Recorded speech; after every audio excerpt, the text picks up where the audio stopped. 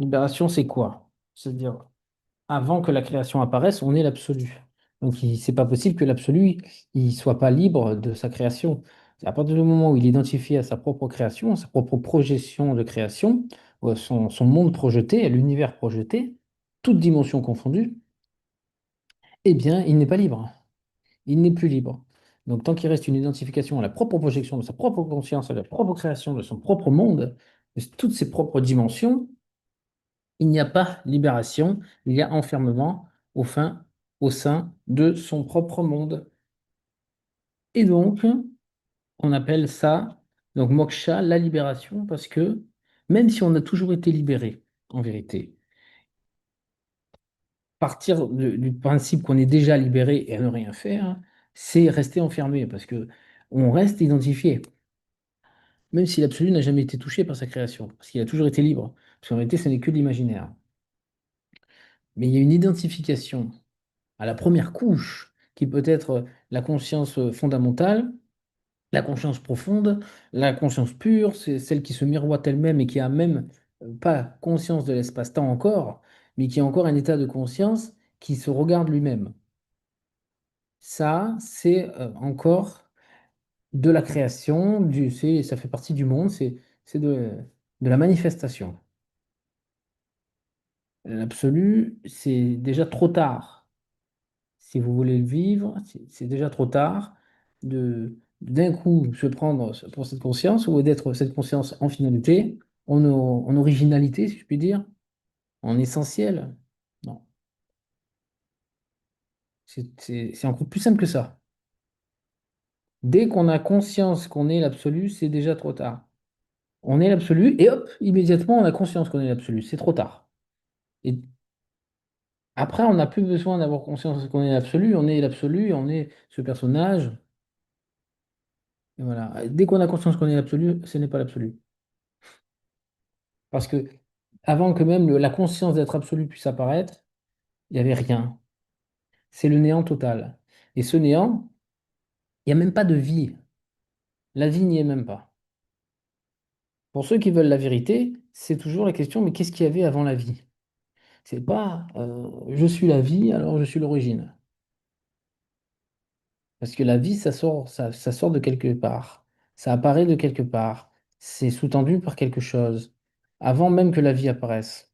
C'est comme un rêve le matin, quand il disparaît, bah, la vie du rêve disparaît totalement. À un moment donné, s'il n'y avait pas ce rêve ici, il n'y aurait rien. Si vous rêvez la nuit et que d'un coup le rêve cesse, bah, il n'y a plus de vie. Toute cette vie-là, cette animation qu'il y avait dans le rêve, disparaît. Qu'est-ce qui reste?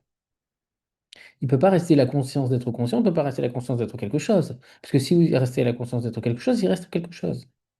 Qu'est-ce qu'il y avait avant? Qu'est-ce qu'il y avait avant que ce même quelque chose apparaisse?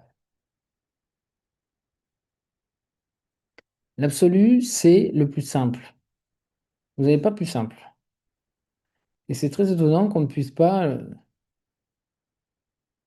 le révéler très vite parce que tellement simple qu'on a besoin de quelque chose de créer, on a besoin de quelque chose de manifester. On a besoin de s'accrocher à quelque chose, de pouvoir identifier quelque chose.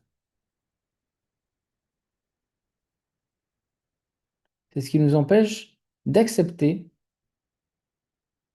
ce qui nous empêche d'accepter ce que nous sommes en vérité, avant même que la création apparaisse, avant même que l'univers apparaisse.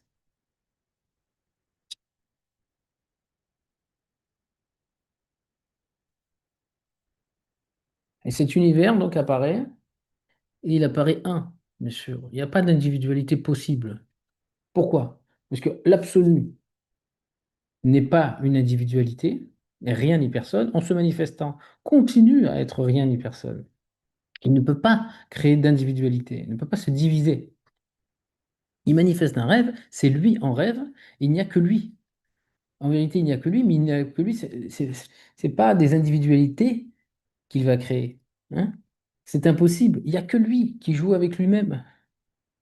Vous parlez avec vous-même, vous répondez avec vous-même, comme lorsqu'on discute intérieurement avec soi-même, on discute extérieurement avec soi-même. Pareil. Ça répond à l'intérieur, ça répond à l'extérieur. C'est la même. Hmm. Et cet intérieur-extérieur, il est une projection. En vérité, on est au-delà de tout ce qui peut se passer à l'intérieur psychiquement comme extérieurement. Tout ceci est une apparition. Et donc, il suffit de se désidentifier de cette apparition. Donc, regardez là où on se prend pour quelque chose. On croit être quelque chose. Regardez si c'est vrai, le réfuter. Affirmer je ne suis pas ça. Je ne peux être ni ceci, ni cela, comme on dit en Inde. Et quand on arrive à cet indéfinissable, ce qui ne peut être ni ceci, ni cela, non, c'est pas possible. C'est-à-dire, c'est ni ceci, ni cela. Si, s'il reste encore quelque chose, l'absolu échappe à la conscience, à sa propre conscience. Il manifeste la conscience, c'est son mode opératoire pour manifester un rêve, un monde, un terrain de jeu, un terrain d'expérience. Hmm. Il se rêve être une conscience, la conscience. Mais il n'y a pas de conscience qui a une nature propre. Il n'y a pas une conscience qui existe par elle-même. Même pas une conscience universelle, surtout pas. Parce que tout est l'absolu en manifestation qui à la base est rien. Tout est le néant qui se manifeste par un rêve imaginaire, par un monde imaginaire qui n'a aucune substance. Mais même l'absolu, dire qu'il a aucune substance, c'est déjà trop. Le rêve a aucune substance. L'absolu, l'origine, l'essentiel, on peut strictement rien en dire, mais on l'est et on ne peut pas ne pas l'être. Quand on s'est révélé, on se rend compte qu'on ne peut pas ne pas l'être, qu'on n'a jamais pu ne pas l'être, sauf qu'on est identifié à autre chose. Et c'est l'absolu qui fait l'expérience d'être identifié à autre chose. Donc c'est OK. Une fois qu'on est libéré, on vit toutes ces identifications sans problème. Ça continue. C'est naturel.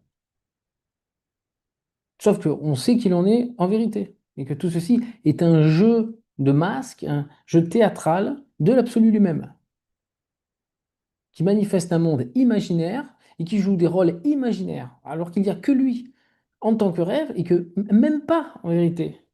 Ce n'est qu'un monde imaginaire, une rêverie. Une rêverie. On est au-delà. Et au-delà, c'est pas plus loin, plus bas.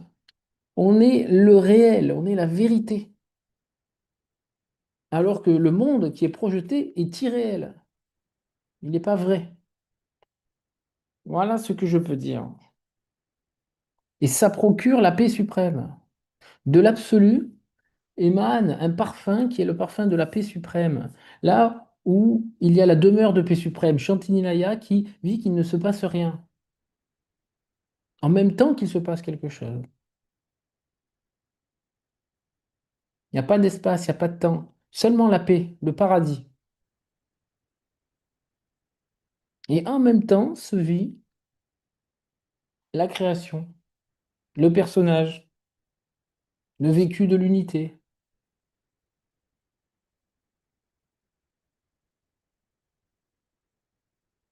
Certains réagissent moins que d'autres. Il y a un petit apprentissage qui se fait, si ça n'a pas été fait avant. C'est-à-dire arrêter de réagir, avoir confiance, s'abandonner à sa propre lumière, sa propre intelligence, qui dépasse l'intelligence de la personne.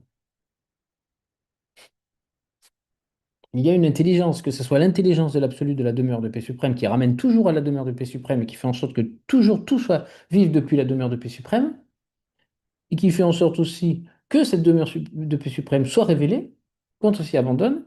Et après, il y a aussi, concomitant à ça, de concert, il y a l'intelligence de la lumière qui fonctionne aussi.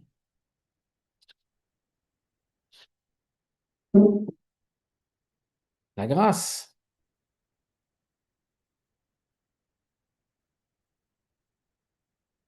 Tant qu'on n'est pas totalement abandonné à la grâce et qu'on n'a pas une confiance totale à tout ce qui peut arriver, il y a des résistances. Et donc, il faut les voir. Ça, c'est après. Puis ça peut se faire avant. Mais après, ça continue.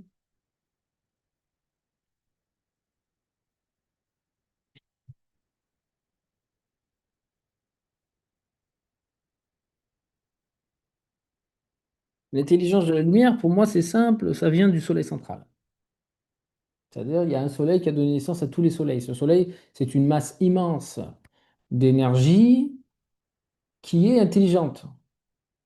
Notre cerveau, il est intelligent, mais une étoile qui fait des milliards et des milliards de fois la masse de notre soleil, elle est aussi intelligente. Si notre petit cerveau est intelligent, hein, un soleil, c'est intelligent aussi. C'est des milliards de fois plus grand, des milliards de fois plus intelligent. Et ce soleil central, étant donné que tout vient de lui, il représente l'intelligence de la lumière. Mais avant même ça, il y a l'intelligence de la lumière infinie que je vois. Et avant même la lumière, il y a l'intelligence de l'absolu, de l'Ain Sof Haor, comme on dit dans la Kabbale. Au-delà de la lumière, au-delà de l'Aïn. Et d'après mon expérience, mon vécu, il y a une intelligence de l'absolu. C'est-à-dire que si vous vous abandonnez à l'intelligence, de cet inconnu, vous ne savez pas ce que c'est même pas la lumière, tout va s'organiser dans votre vie. Laissez-lui la possibilité de vous montrer qu'elle est là. Tout s'organise dans votre vie pour que vous puissiez révéler l'absolu et vous installer en la demeure de paix suprême. Vous voyez? Installé en absolu. Absolu son parfum. La demeure de paix suprême est au-delà de la conscience manifestée, la conscience universelle, ce rêve. Elle est comme un sas, une antichambre entre l'absolu et son existence, l'essence et l'existence, entre l'essence et l'existence. La paix, le paradis. Avant, c'est juste à l'absolu, il n'y a rien, on ne peut rien en dire. Là, on peut commencer à en dire quelque chose. C'est la demeure de paix suprême. Au-delà de l'espace-temps, avant l'espace-temps, sans espace-temps, avant même l'amour, avant même la lumière, qui n'est même pas concerné par le rêve de la création. Le paradis, la maison, la demeure. On peut dire que c'est même le socle. Mais c'est pas la conscience fondamentale ou la conscience profonde. Ça n'a rien à voir. On ne se sent pas la fondation de ça, de l'espace. Se vit sans espace. Et on vit que l'espace-temps n'est pas là. En vérité, il n'est pas là. Il n'est qu'imaginaire. Hmm. C'est comme quand vous regardez un film, vous vivez en même temps que l'espace-temps qui apparaît en tant que ce film, en vérité, n'est pas là. Si on vous raconte une histoire, l'espace-temps imaginaire qui apparaît, en vérité, n'est pas là. Et pourtant, il apparaît, mais sous forme d'imagination, sous forme imaginaire. C'est comme ça qu'on vit et qu'on est dans l'état de libéré vivant.